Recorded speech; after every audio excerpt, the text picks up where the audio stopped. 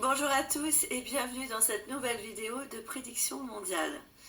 J'espère que cette vidéo vous retrouve en forme et que vous allez pouvoir fêter les fêtes de fin d'année avec le plus de dynamisme et de bonheur possible.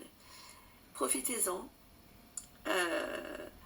Nous allons avoir des années difficiles, donc profitez que la France soit encore plus ou moins libre, chanceuse de l'être. Si nous ne faisons rien, comme je l'expliquais dans une de mes précédentes vidéos, et j'ai peur que ça parte aux oubliettes, les gens like, mais après derrière ils ne font pas, et c'est bien dommage. Si on ne fait rien en France, ça va aller de mal en pis. La République ne tiendra pas, visiblement. J'ai le mot également détournement par rapport au secteur médical, par rapport à un directeur d'établissement ou de clinique, directeur en lien à un secteur de la santé. Donc ça peut être soit un directeur commercial, détournement de fonds par rapport à des produits, ou un directeur d'établissement par exemple, détournement de fonds. Bon, après ça peut être un médecin corrompu aussi, c'est rare mais ça peut exister. Pourquoi pas, maintenant plus rien ne nous étonne, j'ai envie de dire. Nous apprendrons parce que... Alors malheureusement, comme prédit, selon cet article de La Dépêche,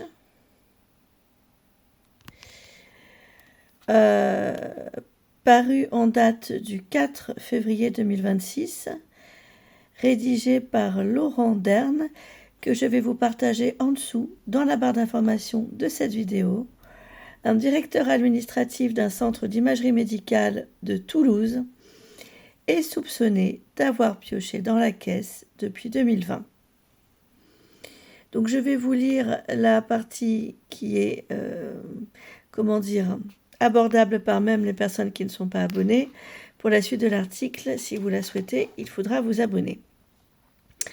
Le titre, Info La Dépêche, retrait bancaire, virement. Le directeur administratif d'un centre médical aurait détourné 140 000 €. Donc c'est entre 2020 et 2025. Donc on est sur un centre d'imagerie médicale de Toulouse. Que ça s'est passé, au total, 140 000 € auraient été détournés. Je cite, « Ils avaient beau compter et recompter, cela ne faisait pas disparaître pour autant les incohérences majeures relevées lors de l'audit. Frustrée de ne pas découvrir l'origine du trou, ou anxieuse d'en imaginer l'auteur, la direction d'un centre d'imagerie médicale de Toulouse a donc déposé plainte l'an dernier auprès des services de police. » Et des fois, j'ai remarqué sur certains articles que c'est toujours intéressant de lire ce qu'en pensent les gens. Donc on a en fait une affaire qui a quand même été en dehors de la presse jusque-là. Et là, la presse décide de se charger de prévenir les gens, même si le dépôt de plainte a eu lieu en 2025 de manière non officielle. Donc les commentaires, on va les découvrir. Âgé, donc ça c'est 6HIF qui le dit. Âgé de 56 ans, le mis en cause n'aura en revanche pas expliqué son geste. Il a été laissé libre à l'issue de cette audition. Ben voyons, pourquoi se gêner ?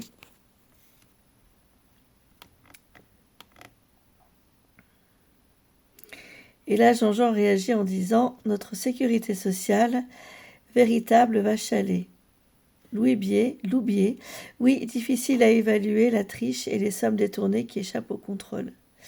C'est le centre médical Offen, établissement privé par ailleurs, qui est lésé.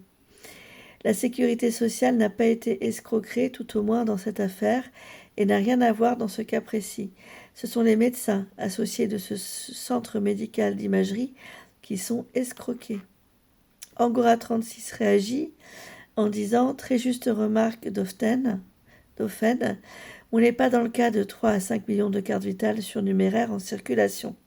Il est d'ailleurs amusant de constater qu'on cherche à légiférer surtout un tas de choses relatives au numérique, mais c'est toujours pour protéger le pauvre citoyen sans défense, jamais pour le fliquer, mais que le scandale de ces cartes vitales perdure depuis des années. » Et Offen répond Angora 36, lisez le livre de Charles Pratt, Le cartel des fraudes, le tome 2, vous aurez des cauchemars.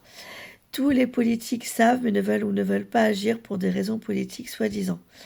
Si seulement un quart de ces propositions étaient réalisées, la France aurait résolu depuis longtemps la comédie de ses budgets. Il y en a d'autres ensuite qui répondent derrière. Le sanglier 31, c'est un métier où il faut être transparent. Tu m'étonnes. Prenez soin de vous, à très bientôt pour de prochaines vidéos. Merci de la confiance que vous me témoignez. Merci de nos différents échanges, de vos interactions, etc. Portez-vous bien, à très vite pour de prochaines vidéos et surtout, n'oubliez pas de sortir couvert.